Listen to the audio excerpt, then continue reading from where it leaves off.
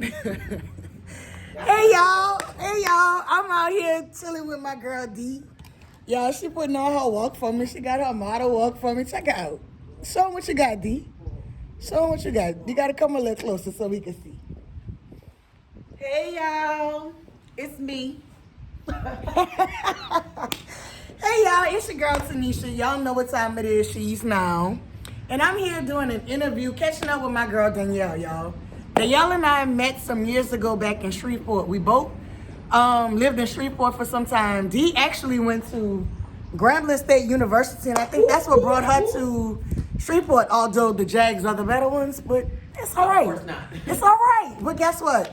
So Katrina brought me to Shreveport, and Danielle and I were co-workers, and we turned into friends. But you guys know that She's Now is about women who are purposefully walking into their destiny. And Danielle has a story to tell. Danielle is a woman of strength. Danielle is a woman of courage. Danielle is just a phenomenal woman, y'all. And guess what? She's a great cook, too. She is a great cook.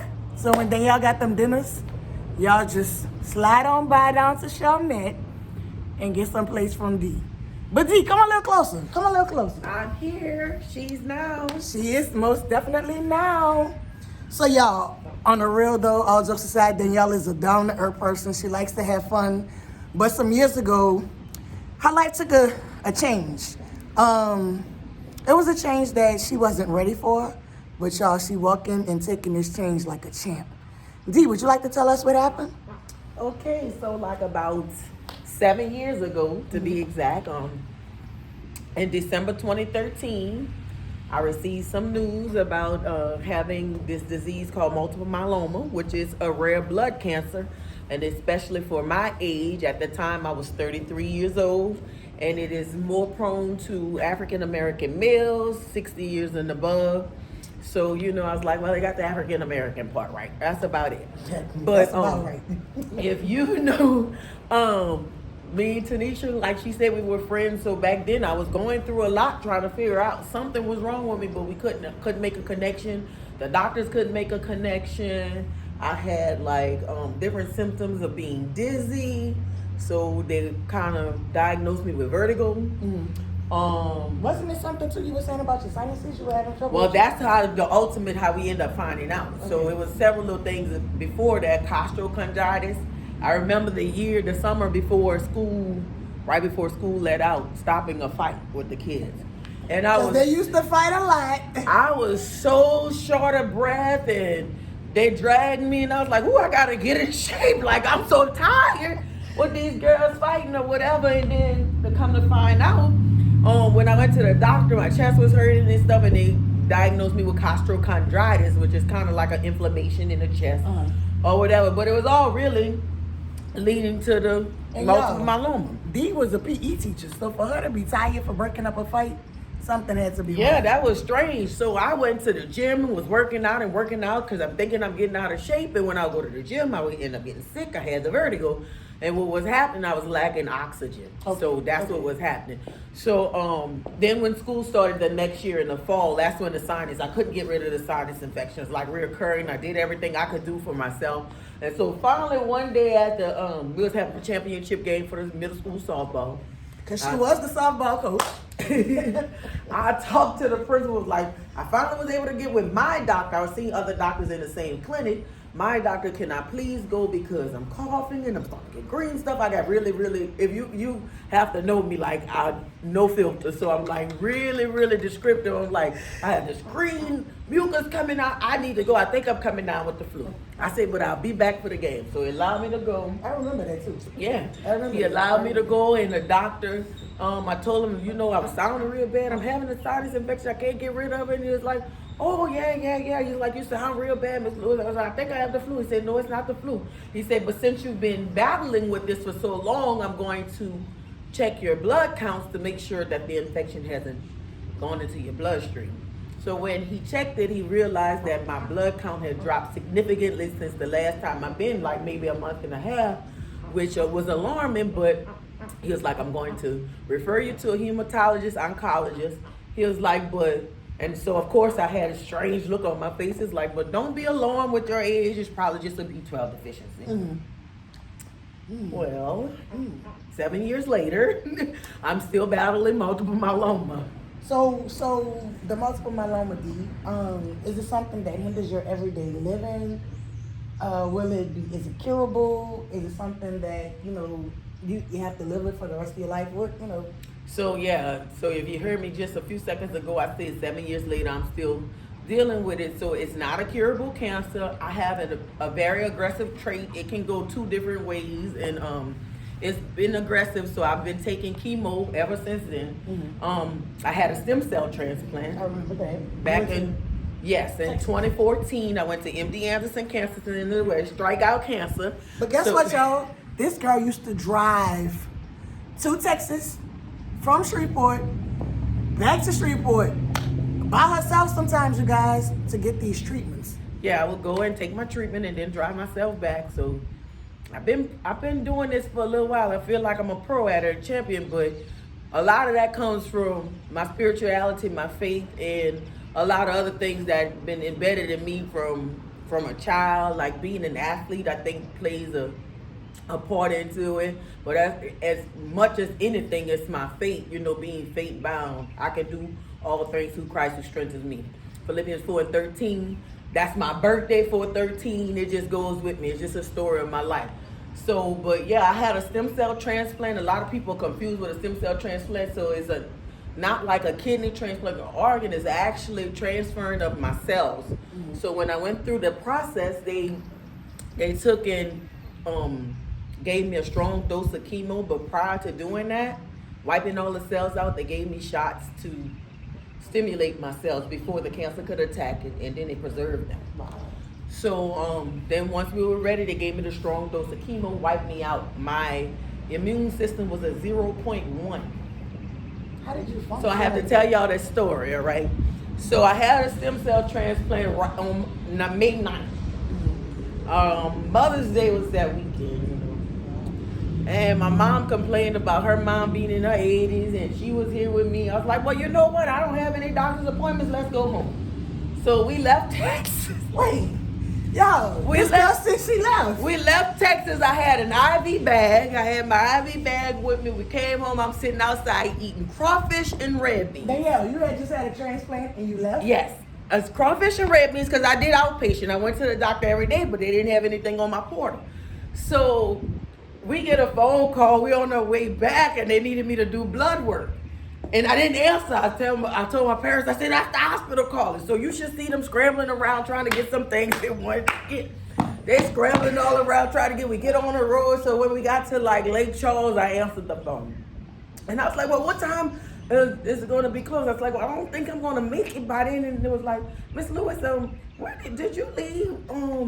I was supposed to stay within 15 minutes of the hospital, 15 miles. So my apartments that we lived in apartments, I actually had to live in apartments. That's a long story. That's like another story within itself. Oh my God. Yo. So the apartment was like a mile away. A mile away, right? So we are on our way, and I answered. So the nurse is like, so Miss Lewis, did you leave Houston? And I was like, oh yeah. And I said, I'm in like, you left the state of Texas. Like she started yelling. She caught herself. She stopped, and she was like, Miss Lewis, I need you to come in before I work as soon as you can. So the next day we go in. And my mom was like, she's 34 years old. I said, well, I'm 34 today. And the other day, she tried to tell me what to do. So you was an adult that day? Yeah, I was an adult. But most times, they try to treat me like a child. So anyway, the nurse is like, Miss Lewis, do you know the danger you put yourself in? My immune system was a 0.1. What? And I was outside eating crawfish and red beans. I said, oh, I feel fine. You was enjoying yourself, huh? Because if you're from Louisiana, New Orleans, most definitely, what you got to eat? Red beans and crawfish. Crawfish, definitely crawfish. Crawfish. It was Mother's Day. She left the hospital after a transplant for some crawfish. Yeah, so I was supposed to stay there for 3 months, but I ended up leaving in 2.5. So I was able to leave 2 weeks early because everything was fine. I think I left almost 3 weeks early. Everything was fine. God. Yes, but God. By God. So my story, I have a lot of stories like in between, like what happened or whatever, but it's like I said, it's a red blood cancer. It's kind of like, if I guess to give you an example, is leukemia. Leukemia is more popular, but it's It doesn't function the same exact way, but it is a blood cancer. So D, do you know of anybody else in your family? Was it hereditary? Was it, what? Well, I did some research because they haven't really connected it to being an hereditary factor, but for me, so I was a research patient. That's why I went to to MD Anderson because they're like number one in research with multiple myeloma. And we did some testing with genetics. My mom's sister had it as well as her aunt. So I'm third generation. Okay. I'm third generation, but that's not very common. Most people, if their family member had it, they're not living relatives. I was living for all of them. I was actually a woman, when they all were diagnosed. Now, before then, my mom's sister, she had breast cancer, and then as a second cancer, she has multiple myeloma. And so let's talk about that because that's a flip for you. A flip for me. So she had breast cancer as her first cancer and multiple myeloma as her second. Multiple myeloma is your first. Yes. What's your second? So breast cancer. Yo, breast cancer and multiple myeloma, and she still is joyful. Yeah. This world didn't give me this joy that I have. Like I said, some people will get down because of it. And actually, when I was diagnosed with the breast cancer, the doctor called me on the phone, which is not usual. I went to do my post-op with him, and the results hadn't come back yet. But he was leaving, so it kind of was early. He was leaving the institution. And he ended up calling me on the phone and was like, "Miss Lewis, could I speak with you a second?" I was at work. And my class was over. I was like, if you calling, I can make a second. So I kind of walked over to the corner. We're not supposed to have our phone, but I kind of keep mine on me because I do have different ailments and the doctor's calling. And so, but usually a nurse calls to give results or something like that. With it being him on the phone, I figured it was something I need to know. And so they told me that they didn't think it would be breast cancer because I had lumps in my breast 2 other times prior to this particular time. And it was benign, but this time it came back malignant, and it was like I think they told me it was almost like 1.5 inches across the bottom of my breast. So it was the whole, like if he would have just removed the lump, it was plenty of different small pieces of malignancy. Well, no, it would have made my breast deform because it was so big. So like 1.5 inches across the bottom of your breast is pretty wide. So it would have left it deformed, so he was saying, to get it removed anyway. And I was like, y'all could throw both of them in the trash. Like, they're not doing me any good. What good? What good are they doing me if they're trying to kill me? But, Right. So I went around my job and was like, oh, y'all, guess what? I have something to tell y'all. And it's like, what? Everybody thinking you're pregnant? And, no, I have breast cancer. And you come up here like this, well, he did it before. He can do it again. So, I'm not going to say that it didn't stress me in some sort of way because it did. It did stress me in some sort of way, but still, like I said, faith bound. And my faith is not just coming on, when you're younger, you have faith based on what other people told you. So it was a taught faith. Right. I've experienced this faith. I was in a situation where nobody could do nothing for me. You hear people say about, the song when somebody prayed for me. I had a praying grandmother. My parents prayed for me. Sometimes my dad would sit in the bathroom, and that's where he would take his break away from the world. I guess that was his corner. Yeah. And my prayer corner was a shower. And I've told this many times as I've testified in church, and to me it doesn't get old, and I'm sorry if I wear other people out with it. But anytime I talk about my story with this defeat with cancer, because the lifespan of this cancer was 5 to 7 years. I was diagnosed 7 years ago in December. And 7 is the number of completion. Come on, D. 8 in the midnight hour. Come on. So, come on. So when it came through with this time, I told them how I was in the shower so it kind of happened like we went to MD Anderson for a second opinion because I've never been sick. So the doctor in Shreveport diagnosed me, like, nah, this can't be. I've never been sick before. Right. Might have had the flu once. So we go into Houston, we get it done. A friend of mine out in Shreveport, cousin was a doctor at MD Anderson, helped me get on because it was a long waiting list. Right. So she helped me to get in right away. Thank God for that, because the doctor go and tell me, she said, well, Miss Lewis has been confirmed. She said the doctors was right. She said, you have 90% cancer. Oh. And my dad's head dropping, and my mom, you could hear her go.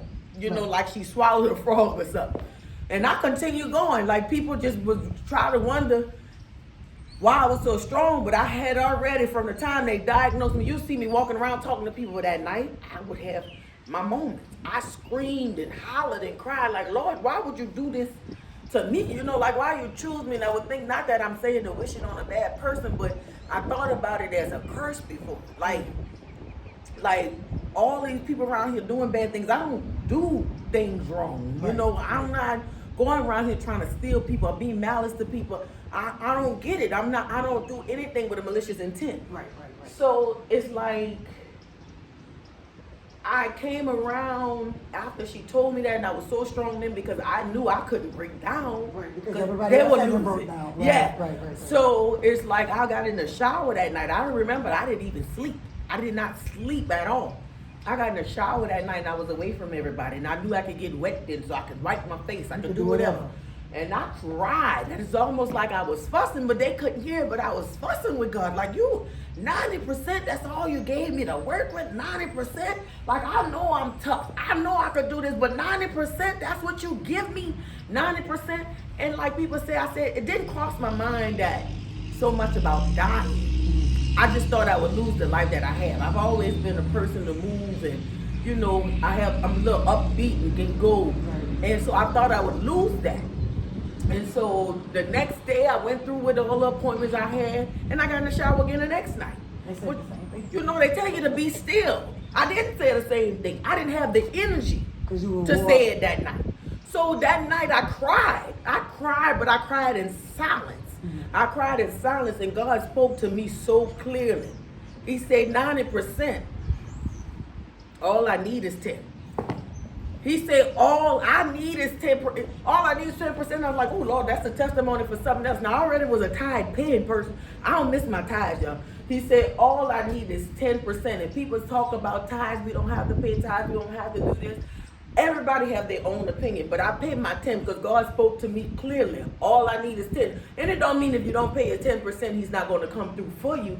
But it's mean he just needed that much. Right. And he gonna give you 100. I came back. I can't say I'm completely myself, but some of that got to do with age. I'm getting old. I'm Asian. I'm 40 years old, and I still can run up and down. 40 years old. 40. I still can run up and down and do whatever. I walk in my heels, and it's constantly been look. Girl, give him that walk. Walk. Let me see you walk, D. Ah. For the camera. Ah. Yes. So, and that was one of my biggest goals. Like, I had little small stuff like plantar fasciitis and stuff like that come along. And some of that comes along from me having to do the treatments. The treatments sometimes hurt my bones or whatever. But, you know, with this other diagnosis with the breast cancer gave me more run for my money Than the multiple myeloma. What? It's more Let's because... hold that thought right quick. We'll be right back. Again with Danny Lou, as she calls herself. She's going to continue on about breast cancer and how she was diagnosed with it. All right, D. So, you said you was diagnosed. You were at school. You got the phone call. You walked around like nothing was going on, right? Yeah. Because that's how she is all the time, y'all. She never let you see her sweat. So, how did you relay that information to your family? So, when I came home from work that day, my mom was asleep, and my dad was playing the puzzle. That's what he said, playing the puzzle. Not doing putting the puzzle, he's playing the puzzle. So I said, come here, because I got something to tell you. What? They thought I was being silly. I do stuff like that. And my mom was asleep, so I brought her. I said, I'm only saying this once. And so she was half asleep when I told her, and I said, I was diagnosed with breast cancer. So this time my daddy just said, damn. Just like that, D? Just like that. And my mom was like, just looking, and I said, well, they told me I'm gonna have to get it removed, so I'll see more about it, but I just told them go ahead and take both of them. And so I went on home. About my business. And you know, it all came up. My mom asked my daddy the next day, was she dreaming? She thought she was dreaming that it happened. I was like, nah, you're dreaming, it's for real. It's for real, I had the breast cancer or whatever. Danielle, let me stop you for a second. Being that you're At this time, how old were you when you were diagnosed with the breast cancer? 39. It was just September of 2020. Okay, so 39, and then diagnosed at 33 with multiple myeloma. Mm-hmm. As a young woman who's not married, who has no kids, Mm-hmm. how did that affect you, or did it affect you in the sense of you know, desiring to have a family? That's the hardest part. Like for me, the cancer is easy. Mm-hmm. I mean, I've been there, done that. Even when I get sick, I know I'm going to get better. The cancer is easy. But like I was dating somebody who thought he was okay with it. He would take me to the doctor's appointments. You know, he did stuff like that with me. And I really can't say that the illness is what split us up. I can't say that. Maybe he just wanted to venture off or date someone else. Or, you know, sometimes you're just not, it just don't make it, Right, you know. right.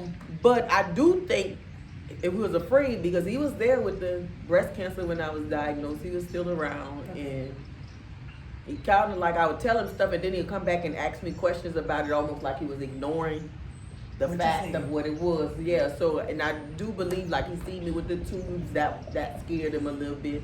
So I think somewhat of the responsibility, like people are really harsh with people when they find out about men. If he was a real man, they would stay. And I actually have a little compassion for him. I'm not going to say my feelings wasn't hurt behind it, but compassion for men with that, because it is a responsibility to have to take care of someone. And like I said, with the breast cancer wore me out a little bit more than the stem cell transplant did because of the pain. What type of pain was it? Oh, I can't describe it. It was horrible. Especially the second part of the surgery for the reconstruction. But the first part, it was mental pain too, because I went from 40s to nothing. You know, basically, and I told the doctor I do not want to leave with just a chest. Please, I don't want to leave with just a chest. Because as y'all seen in that last video, she's a model. So, they put in expanders, you know, and the expanders were very, very uncomfortable. And, I don't know, I had problems with it. One of them started leaking, which ran me into another diagnosis, which where the conversion disorder started. Okay, so she has, okay, y'all, so if y'all following, she was diagnosed with multiple myeloma, then breast cancer, and now she's saying it's a third type of illness that has come out of this. So, D, how do you, that's a lot. It's a lot. Thank God I'm not, I don't have the illnesses that you have, but on a daily basis, sometimes I let the day overwhelm me. Right. So, I panic, I have anxiety, I think stuff, hypochondriac, think stuff wrong. But Fred, you still walking like it ain't nothing. Because it's not. Okay, so there were moments when people would text me and I said, I wish this would all just stop. But I also know, like, I'm a person, like, things happen for greater things to happen. Mm-hmm. So I feel like it's two parts in this. You got God and you have the devil. Mm-hmm. And I believe both of them are real, very real, right? So God uses this as a purpose for me to tell a story to give him glory. For your what? Your purpose. Come on, God. So you're walking into your destiny. In your destiny. When people talk and I tell them this is my purpose, and I didn't understand this initially going into it because it was more, why is this happening to me? I got you. You're talking about this. Come on, Jesus. Why is this happening to me? So I can tell you it's to fulfill my purpose. Like it gave me the push. Okay. So in other words, Paul had a thorn in his flesh. The Bible never said what the thorn was that Paul had. So for me, it's cancer. Some people want, oh no, God would never do. No, he doesn't. He allows the devil. So that's where the devil takes his point. He allows the devil. And with Job, I called myself Jobel on a thing, a video I made for Facebook. I called myself Jobel because I've been through so much, in such a short years of time. Mm-hmm. So, but with Job, he said God allowed the devil to touch Job, but he couldn't touch his soul. And that's what's happening to me. He touched me in so many different ways. Y'all, it's not only that. Even finance people think you're a teacher. Well, teachers don't make that much money. Go look at the salary cap. So, but your teacher, a teacher, it is enough for me to survive, but sometimes you want to do nice things. So you may have a credit card or two or whatever. But when I had that stem cell transplant, I lived in those apartments for 3 months. There was $10,000 a month. Hospital stayed that the insurance did not pay. We were able to afford the $10,000. My parents weren't working. I wasn't working. Their house and my house, we never missed a bill. Not even a credit card statement. Let me bring this closer. Let me bring this closer, dude. Let me bring this closer. Say that again. We did not miss a bill. I was out of work for 1 year. Did not miss a bill. The apartments, I'm going to say that again, that I stayed in near the campus of the hospital was $10,000 per month. $10,000 a month. My parents' household and my household, we never missed a bill. No income coming in. My mom didn't get paid for missing her job. No income coming in. But family, friends did fundraisers. Money was given to us. My church family in Shreveport, Peaceful Rest. Whoop, whoop. The churches that I attended down here, my family attended, my dad's church, all the churches in the neighborhood, the pastors, everybody contributed. My cousins did walks and Weren't you still cooking and doing something? I would cook and sell plates. Shirley Snell in Shreveport gave a basketball tournament that was a really, really good turnout. There was a fundraiser given for me at McAllister's, but that's another story for another day. Oh, we gonna back this up on that. But there were plenty of people contributing to my health. And actually, we did not run out of money until the last month. And I was $200 short of my mortgage. How much? $200 short. And that was for January mortgage. And for Christmas, somebody sent me a check in the mail for $200. $200 on the nose. On the nose. Because guess what? Because that 10% was all God needed. You better work. That's what he said. All he needs is 10%. All he needed was that 10%. So you better work, girl. Girl, you better tell this story, girl. You better tell it. So we get back, because I told her I would be all over the place, because like my story is so much, I can't just conduce it. I'm telling y'all, there's so much, and all glory goes to God. So I was back to talking about the thorn in Paul's flesh in Job. So with the thorn, Paul said it's to give God the glory. He can boast in the Lord. So that's where it came from. As a little girl, I was speaking church. But getting older, you get away from that stuff. I still went to church every Sunday, but I wasn't talking, I wasn't speaking, I wasn't doing any of this stuff. So what happened with my testimony, I promised I was going to tell God the outcome. I was going to tell him. I even had a dream that I wouldn't get up and tell my testimony in church, and it just knocking me. And my friend was like, you better get up and tell your story. So I finally got up the mic and started slowly telling my story. And there were 4 people in the crowd that stood different, and all those people died of cancer. So when I walked out the church, they started chasing me, and I was running from them. And I crossed it. I was getting out of breath. I was like, Lord, come on, I need you to help me. I can't do this by myself. So that's the reality of things. I crossed the track. The train ran across so the people couldn't get me. And so I slowed up. I started walking. And doesn't that remind you of what we do in life? Like we get into, when things are going wrong for us, we get so deep and embedded into God. But then when stuff lighten up, we kind of pull away. We lose focus. And so when I lost focus, I turned over my shoulder and it was behind me again, and I started running. I took off. I'm tired. I said, come on, Lord, I'm tired. So this time he sent a dog behind me, because the other 3 had fell off. It was only one still after me.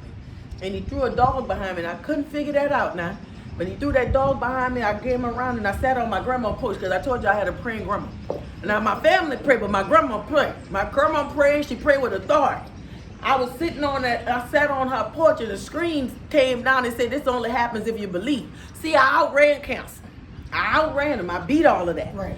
But it only happens if you believe. You got to believe. And the other day, my grandmother called me on the phone. That's confirmation of what I just said. My grandma called me right before I had the second surgery. She prayed for me. And she prayed, because I got to tell y'all what conversion disorder is. She told me, she said, I pray that when the surgery come out of the surgery, not only she have a quick recovery, but all the other things that align with it go away too. That she be healed of all of these different things that happen. And she prayed, and if you could hear her pray on the phone, she prayed so strong with conviction And then that same night, the little girl prayed for me. This little girl is 7 years old. Her name is Jane. What's that number?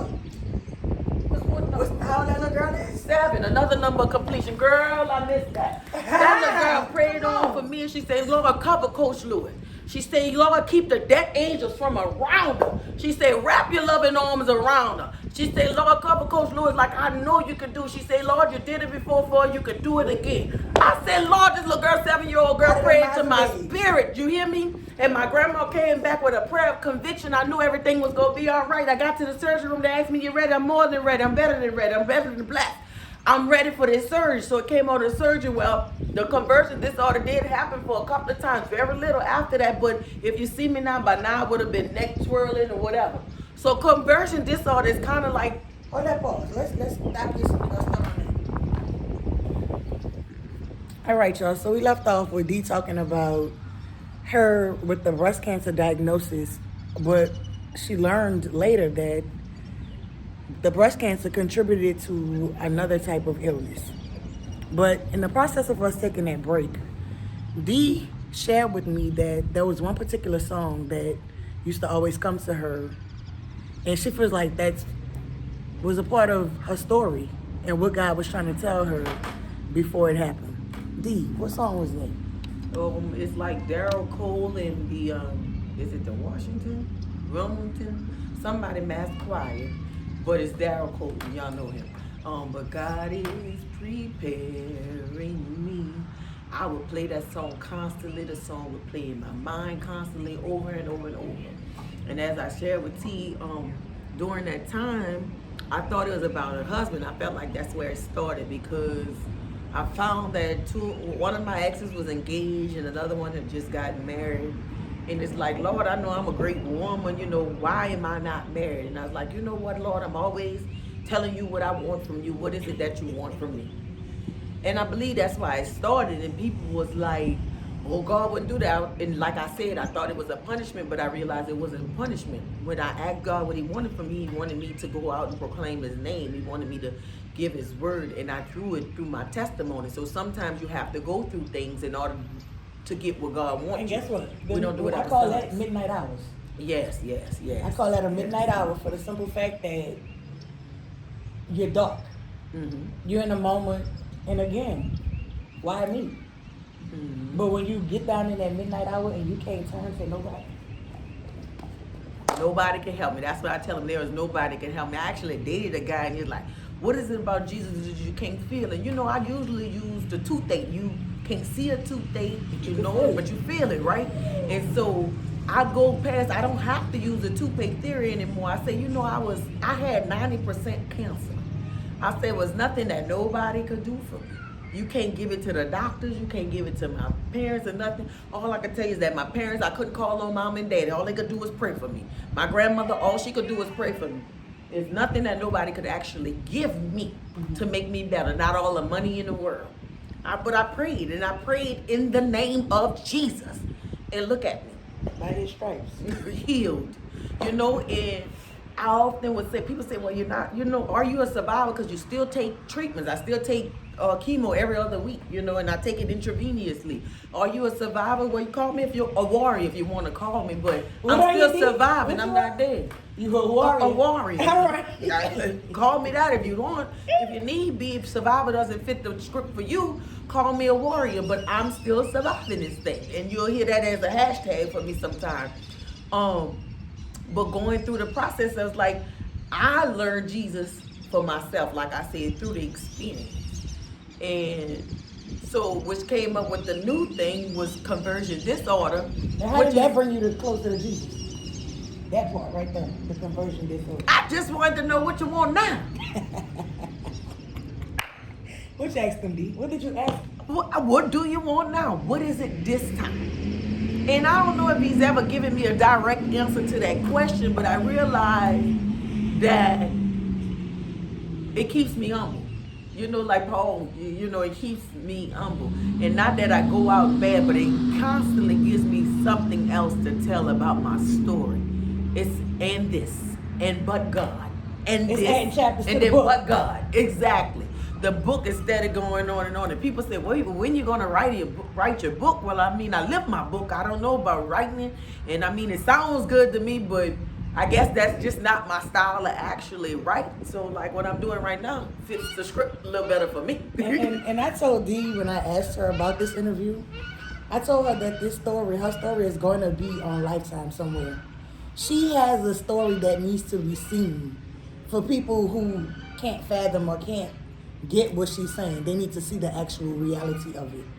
And y'all, again, this girl right here has not lost the beat since I met her. Since the diagnosis, Danielle still, she has her nights, her days, her trying times, but y'all, she still keeps going. She still embodies the life that God has for her. She still embodies her purpose. D, with this new disorder, what is it? How did it evolve from the breast cancer? What was the first thing for them to realize that it was a disorder? What happened? So really and truly, they don't want to associate it with the breast cancer. They're associating it with my life, period. Mm-hmm. Multiple myeloma, breast cancer, failed relationship, financial trouble, whatever. So they're saying it's something dealing with the mental? The mental. Okay. And so I spoke with a psychologist, and she was talking, and I said, because I feel like I'm weak. I've always been strong, but she's like, this doesn't make you weak.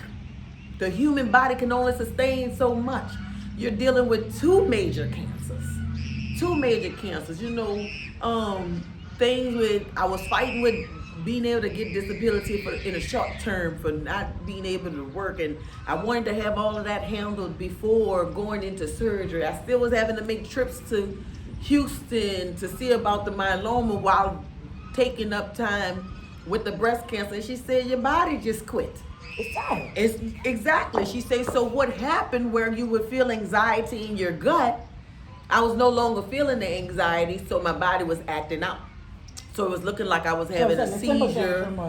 Looked like, a tantrum. And it would really be a tantrum. Like if I told my parents I wanted to go home and they told me wait, my head would start shaking and I would roll my neck or and she's not kidding, because she put something on Facebook about her being in the hospital and she wasn't feeling okay. And so I reached out, and this girl showed me the video. And at first I was like, what is Dee sending me? Because I didn't realize it was her. But then when I realized it and she told me what was going on, it was unbelievable to see her sitting here now compared to that video. We can share the video. We can share it? Yes. Okay, so I'll share the video with this video, you guys. And so, like, even my first lady, she's like, girl, what you doing? Because people know me to be silly. So a lot of people thought that I was joking when I sent them, or they either reacted and was really terrified. Like, my nieces called screaming, what is wrong with you? I was able to talk. I could hear everything going on while the seizures were taking place.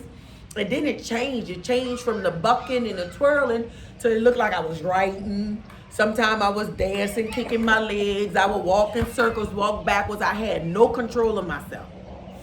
And what you do in that moment? So in that moment, that was a problem for me. But see, God teaches you lessons. I have a problem with not being in control. And so I had to learn to let life be life. Because some of the part of what was happening to me is I wanted to control those factors. I don't like being hurt. I don't like doing this. So I would shut things out like if it didn't exist. The person too, like no longer exists, because I have control now. So I need to control the situation. I wasn't allowing myself to feel, I guess, what I was going through. Mm-hmm. But all of that isn't bad. I wasn't allowing to feel it because I knew I was going to get better from it. I knew that God was going to make way of it, but still yet, as a part of the human body, we have to feel stuff. We have to have emotions. So you have to allow that to happen. So I believe from suppressing so much, within me, that my body needed a way to get it out. And that's what it started doing. So going through all of this, I know you said you had your mom, your dad, you have brothers, but was there one particular person that was non-biased that you actually went to or got information from, or just went to an event, or is that where the suppression came in at because you retained everything and you didn't have an outlet? I retained everything. I didn't have an outlet. Okay. So I would talk to my best friend sometimes, but it's like I couldn't talk to him. When it came to the man, I couldn't talk to anybody. My mom is really, really tough with me. She really... Is it because you think she wants the best for you? She wants me, both, a little of both. Okay. She wants what's best, but sometimes she doesn't give the guys a chance because she wants what's best. And I think she's also afraid of losing me to them. Because you're the only girl, right? I'm the only girl, yes. Okay. And then, like, my friends, you know, sometimes they want to tell you with the meaning the best, but they can be a little harsher when it comes to the me. And so for me at that point with the guy, I didn't tell anybody. Like, nobody knew. I just shut down and I quit talking to him. And I didn't tell them either. I had a conversation prior to shutting down on him and told him that I didn't like something, and we spoke about it twice. I felt like that was enough. It didn't change. And it kind of like he wanted me to let it roll off like the water off a duck. You know, like it wasn't that big of a deal. It was a big of a deal to me because if it wasn't, I wouldn't have mentioned it. Right. And so, and I just made up in my mind, you know, I'm going through too much to take something else, and I just shut down. Something that you didn't need at the moment. Right. So it was 3 weeks later. So at first they wanted to contribute it to him, and I'm like, nah, it's not him. And so when they started hearing everything else, but he was supposed to have been one of my triggers, but I don't know if he triggered me or not. I ain't talking to him. I don't know where he at, what he doing. Y'all don't have communication or anything right now, or no. Okay. When he saw the video, he did see the video because I sent it to his brother's girlfriend. So when he messaged me. It was like, I heard what happened. How are you? So he did. He reached out to me, you know, and it was like, if there's anything I can do for you, let me know. You know, I can't say, I don't rule him off as a bad person. You know, it just wasn't for you. It wasn't for me. So let me ask you this: we did talk about, you know, relationships in the last segment, but when you meet somebody, is that initial conversation, I have cancer, or how long do you wait before you share that information with them? Now I'm starting to wait. So I went through a process. I've done a little of both, and it's like you have to find a happy medium. There's no easy way to do it. But that also brings anxiety when I feel like I have to tell them. So when I start to like them, I usually tell them. Okay. Because when I can feel, I mean, you know, you may be attracted to a person, but if I feel like I might like him, then I go ahead and tell him. Because if you're going to go early. Right. I also use it as a way to get out. If I don't like him, I tell him.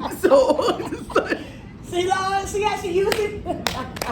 Oh, I use cancer in my favor. Oh, yes, I do. Yes, I do. I do. I'll tell him that my new thing is now I have 2 cancers and conversion disorder. Y'all shouldn't do that. 3? The Father, the Son, and the Holy Spirit? I got the Trinity, baby. Don't play with me. Soon as somebody rubbed me the wrong way, because I was like, ooh, yeah, I got to go do chemo today. I run them right off, for sure do. So, D, what do you do now that you're able to contain and control what's actually going on? What do you do for fun? Or what do you do outside since you're not working? How do you cope on a day-to-day basis? Well, to be honest, I sleep a lot. Is that contributed to the medicine? It's a little bit of everything. Like, they try to have me with anxiety and depression. So, you know, I'm not depressed. She's not depressed at all.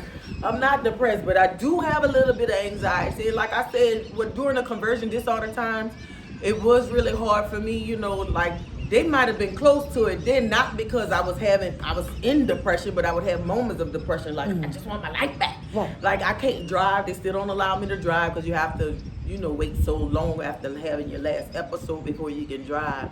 So that's hard for me. About 3 weeks ago. So it's not bad, but it don't even have to be bad. As long as even if I just do it, sometimes it just start to look like I'm writing. So even if I do that, that's considered an episode. But I don't have them anymore, but I can feel them coming. So you do know. So I know when it's coming, so I can control it, which means that I'm feeling the anxiety. Right. So, yeah, but my face may tighten up or something, but that could be from anything, like levels of frustration takes me there now because my anxiety was so high from going through all of that, but I'm coming down, and I'm coming down more and more. So I couldn't go in Walmart. If I go in Walmart, I would bang and bang and bang and rock the car and walk in circles. And my daddy said, well, she went up and they bouncing, huh? Yeah, I heard said, no, she's a clown, but she gets it honestly. Her family is a bunch of jokesters. He said, "What you went up there bouncing, huh?" You wasn't bouncing, huh? You wasn't Josephine Johnny up in there. I swear that's what it be looking like. Beanie weenie and everything else. Girl, one day I was doing a praise dance routine. I was turning in circles and turning in circles. I said, "You think this right?" And so I was pushing the basket in the store. My legs start doing this. And I said, "Well, I'm figure skating now." Wait, it's not funny, y'all. But her illustration is hilarious. So my mama's so mad she gets embarrassed because people looking at me. I said, "I don't care what you want me to do." I said, "This is too disgusting." My legs just kept coming way up there and I'm pushing the basket. I said, they go, "Who gonna say I'm faking?" I couldn't raise my leg this high if I wanted to. My leg was about to touch my shoulder, girl. I said, "You know this is too disgusting." Everybody in the store, nobody laughing. Everybody just looking. D, what your mama did she walk away? She come up there. "I don't know what you want to go out in the store." She ain't going nowhere. So look, I didn't have the medicine that they was giving me to kind of calm me down. I was out. So I was doing all that cutting up and shit. The prescription was filled at Walmart. She raised Girl, she jumped out. Cause they had to have a hand prescription, a paper prescription. Girl, she told that lady. The lady said, "Go take." She said, "I'm gonna wait. I'm gonna wait."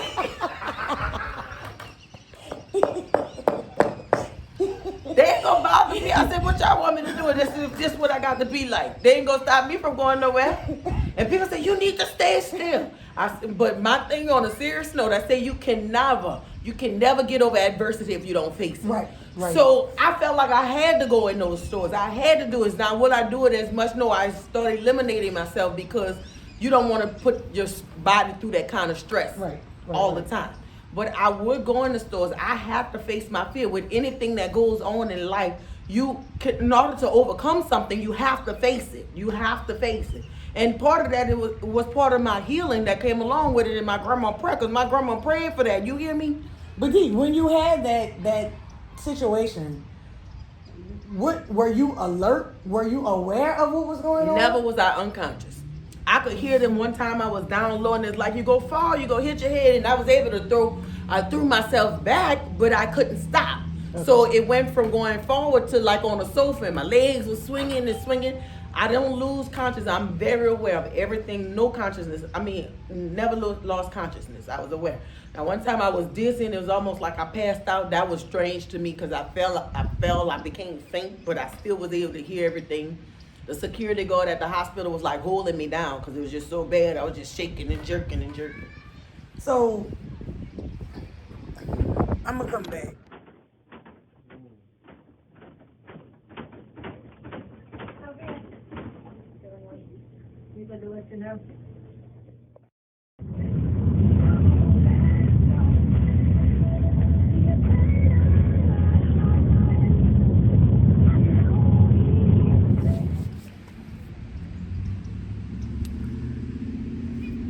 All right, y'all, we're back for our final segment with Dee, the warrior, as she calls herself.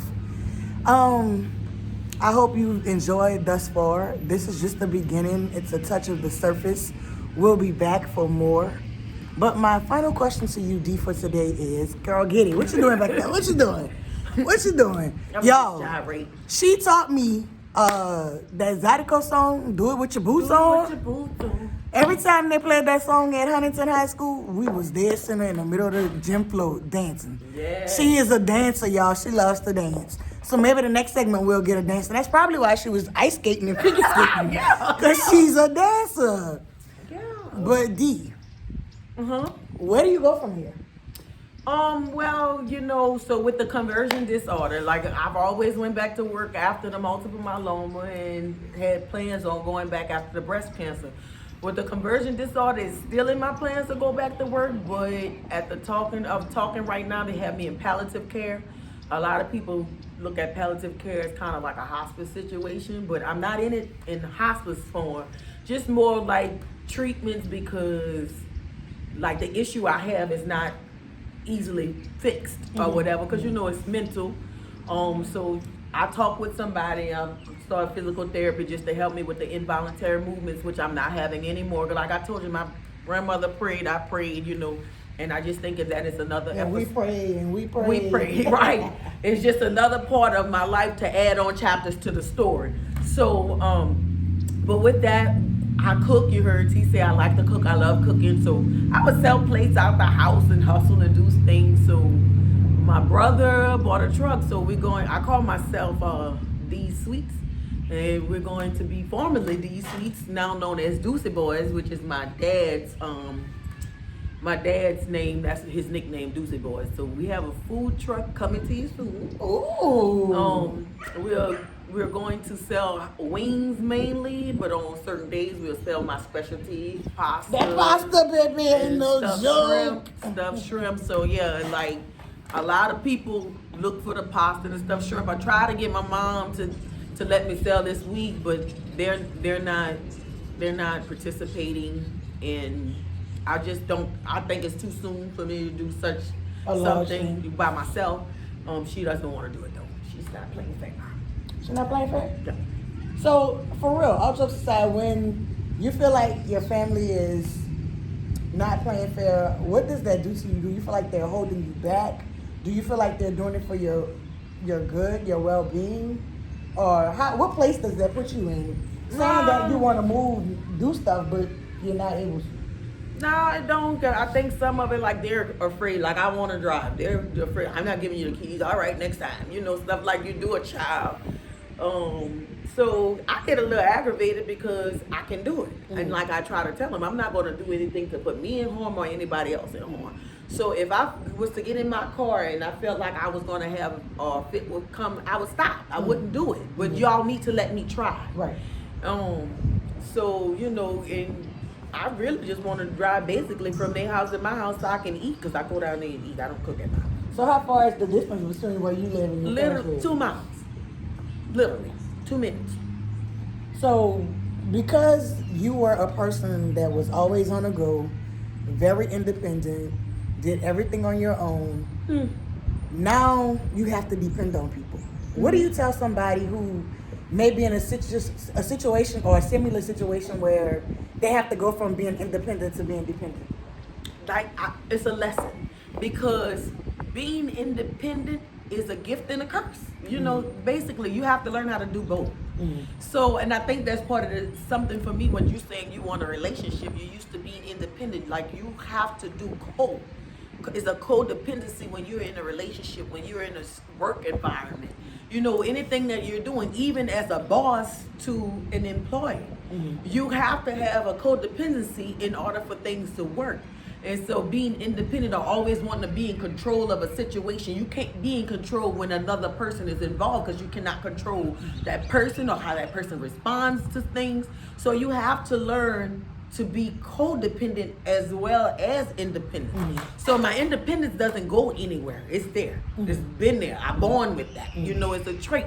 But I'm having to learn to be dependent. Okay. And I'm saying for a person who's going through the situation is to take it all in stride. Like, it's not okay. Even though we think it's okay to be independent, or we think it's okay to have control of our feelings, it's not okay. You must be intact with your feelings. You must allow yourself to feel, even if it hurts. Like, it's okay to hurt. Some people think we shouldn't cry because we're not tough when we cry. You are tough if you cry, because it's showing that you are human and you can overcompensate. We want to overcompensate for that. Is what happens. We start to do things to push those things out the way, and we end up wearing our body. It's only so much your body can take. It's only so much your body can maintain. And having things to distract you is sometimes good, but you also have to feel. You have to feel the moment. You have to live in the present. You cannot control everything. We're part of an environment that is steadily evolving. So, and you have to let yourself evolve as well as your feelings. Okay, and so my brand is She's Dom, and it's a woman that is purposefully walking into her destiny. Danielle Lewis is now. I'm now. And how is that? So, far as my purpose and my destiny, I'm destined for greatness. I can tell that to anybody. And for the last couple of days, I've been like, oh, it's going to be a mighty move of God. I don't even know what it is. I'm not a person to say I prophesy anything or nothing, but I have a feeling in me. And I'm almost afraid of it because I've been through so much. Like, I get afraid of sometimes of happiness and joy because I've been through so much. But I can feel a mighty move of God. And I was speaking to my best friend. And I told her, she was talking about giving up on something. I told her, God told me, just like right in the middle of the sermon, he came up. Don't give up. If you will plant, if you keep sowing, you will reap. If you faint not, you can't give up right now. And my other best friend sent me a message saying that she passed her leadership on her practice like this going, and I was like, when God starts blessing you, he'll bless everything around you. Just like when the devil can't touch you, he'll try to destroy everything around. And God's gonna outdo him. He's not gonna let the devil or anybody else outshine him. No matter what it is, God will not let anybody outshine him. He cannot lie. He said he give you double for your trouble. So when he touches you, he's gonna touch everything around you. There's an anointing within you, and there's an anointing with me. So when she says she's now, I am now. I am the best thing going right now because there's an anointing over my life. And it said, touch not my anointings. They got people who do things to malice you. They got people who do things unintentional. But no matter how it come, you can't touch the anointing. So when you have an anointing over your life, God is going to bless you, and he's going to bless everything that you touch around you.